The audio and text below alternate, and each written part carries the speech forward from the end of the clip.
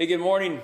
Little Goff and God this morning on Wednesday. This is a travel week and it is ferociously windy outside. The microphone was not liking the wind. So we'll do Goff and God from inside this morning. But shout out to, golly, man, Country Music Nation. Y'all have been good, super good to me. So I want to share a little bit. You know that I always share really what's just going on in my life. And recently, and I'll say recently, maybe 4 or 5 months, just made some serious philosophical life changes. And I didn't necessarily know why I was making them, but just knew that I was supposed to. So I want to talk to you guys today about happiness.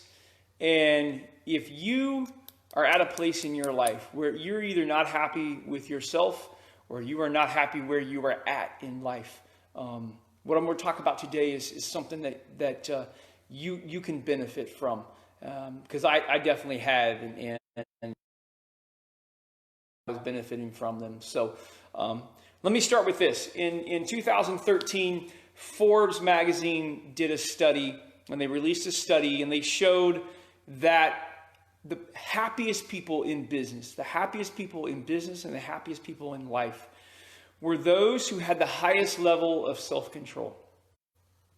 Now, I probably lost about half of you right there. You're like, oh, self-control, that doesn't sound fun.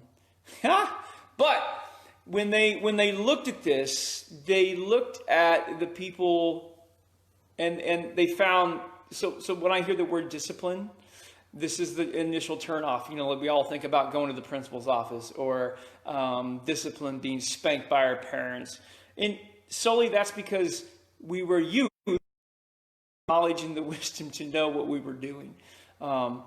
So anyways, when I look at the word discipline, I look at control. I look at in charge. I see the word knowledge, power, freedom. All those things sound good. Let's look at the opposite of those words and then see if this describes your life. Chaotic, full of drama, not in charge, constrained. Like if that describes your life, especially the first two, chaotic, full of drama, holy moly, that's like our country right now.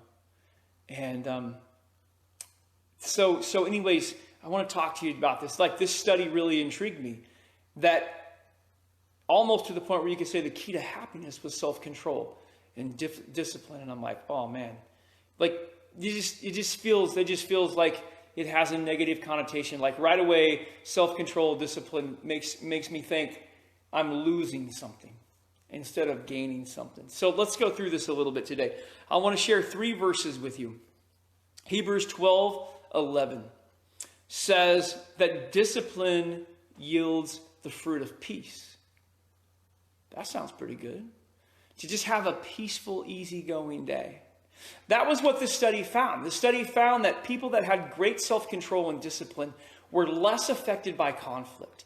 Conflict, whether it would be in the office or in the home, it didn't affect them as much. That sounds pretty good to me. 2 Timothy 1:7 says that it is not fear, but discipline is power, love, and self-control. Power, love, and self-control. Who doesn't want to be in charge of their life? Who doesn't want to be in charge of their environment? Who doesn't want to be in charge of their world? Psalm 94:12 says, blessed are the disciplined. Blessed. We pray for that every day, right? As Christians, we pray for blessing and favor. And right there, it tells us the discipline will be blessed. So let's look at this aspect. Let's look at this in 2 ways. Maybe you want to lose weight. Maybe your weight is a big issue. Maybe you have an addiction. For guys, some alcohol, smoking. Maybe, let's look at this in a different aspect. Maybe you're in an abusive relationship. and you don't have the confidence and the self-discipline to stand up for yourself, to say no, to fight back. Maybe you're tired of working for the man. You hate your job with a passion. But you don't know where to go from there. You know that you want to be your own boss someday. You want to start your own business, but you don't know how to do that. Discipline. So we look at that and we say, okay, let's look at weight loss. Okay, let's start there. Let's say you're 100 pounds overweight. That's a big amount. That's a big amount. Let's say you've been smoking for 25 years and you want to quit, but you can't. You've tried every which way and you can't.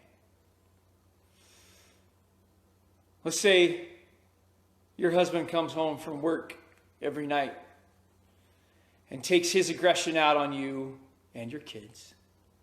And for the last 15 years, you've allowed it to happen because you live in fear of being alone, not having money to survive, all reasons you can justify.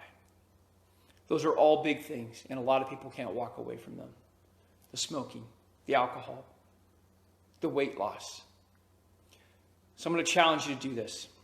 This is that the military does. This is something that counselors do.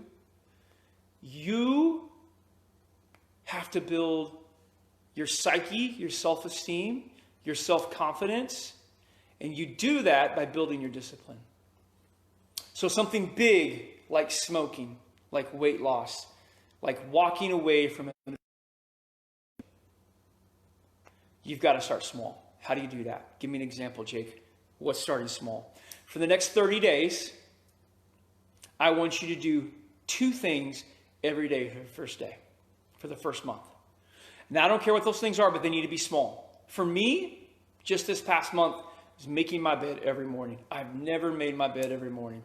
But you know what? I love a neat and tidy house. How contradictory is that? Like, it drives me nuts to think about it, looking back. I love a neat and tidy house, and I don't make my bed every morning. So every morning, I make my bed. Do I do it every morning? Nope. But when I walk back in the room and I notice I didn't do it, I make it. For the next 30 days, I want you to make your bed. Or I want you to make sure that your kitchen sink is empty of dishes for the next 30 days. Or I want you to put your shoes away in your closet for the next 30 days. Those are examples that are just easily done, like easily done. Let's say you're looking to start. You have no idea to start. You have no idea where to go.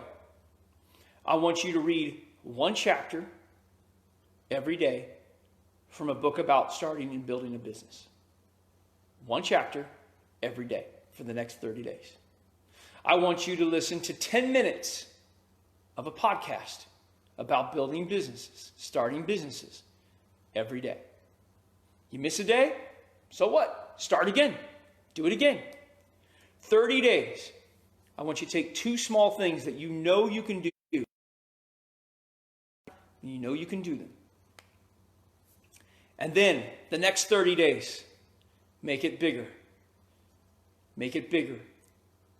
Pretty soon, you're reading 1 book a week on building a business. You're listening to an entire podcast in a day. And it builds and it builds and it builds. Let's look at smoking. You've tried. The truth is you can't, but you don't believe that you can. So do some things that you believe that you can do.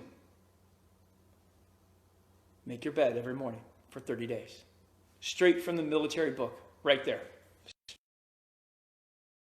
Build a soldier's confidence. Make your bed every day.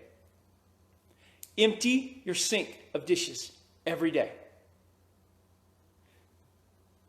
Build some self-confidence. Build some self-esteem that you can do it. Suffer with depression? 10 minutes every day. 10 minutes every day. Find 1 verse in the Bible that tells you who God says you are. 10 minutes every day. Read a chapter from a book. about depression. 10 minutes every day. That's it. Do something every day. Do two things every day for 30 days. Tell me how you feel. Prove me wrong. Tell me how you feel at the end of those 30 days about yourself. I guarantee you, you're going to feel better. You're going to have more confidence. So then, let's look at weight loss. Don't do it all at once. Be smart. Commit to not snacking after 8 o'clock for 30 days. Commit to not snacking after 8 o'clock for 30 days. Boom. Just 30 days. Just try it. You can do that. Eat whatever you want the rest of the time. Smokers, commit to not smoking for 30 minutes after a meal for 30 days. Commit to not smoking for 30 minutes after every meal for 30 days. And then in 30 days, tell me where you're at. Tell me how you feel about that, what you just did. Grows in yourself, you will be able to accomplish more and more and more and more and more. And just as we saw in this study, from the more self-discipline you have, the happier life be. Why? Because you are less affected by your environment. It's so cool. It's so cool to see. It's so cool to see it happen. So I just dare you to try this. Prove me wrong. Now listen, some of this stuff is so serious. If you're in an abusive relationship, saying no, you don't have the confidence to do it. Make the freaking bed every day for 30 days. Build your confidence in yourself. And eventually, you will stand up for yourself. And you will have the confidence to walk away. And you will have the confidence and belief to know that you will be okay on your own. And you and your family will be better off without that abuser in your family. I challenge you with these. This is crazy for me because I cut some things out of my life because God told me to cut them out of my life. But I had no idea why. And then just this week, I'm listening to a podcast and all my answers are right there. I'm so self-disciplined in so many areas. Man, I'll never miss a day at the gym. Never miss a day at the gym. But I got a ton of other areas. Absolutely. You build on the ones that you can do. Start small, build your way up. That right there is the key to happiness. That is the key to happiness. Discipline, control, knowledge, power, it's freedom. And the Bible tells us right there in Hebrews that discipline yields peace. Like I said, I cut things out of my life for months because God told me to. Had no idea why. Now I got that answer. So I challenge you, whatever your situation in life is, wherever you are, start some small stuff. Making your bed, emptying the sink, putting your shoes in the closet. Whatever it is, pick 2 things that you can do every day that are super easy. Try them, do them, see what happens. Y'all have a good day.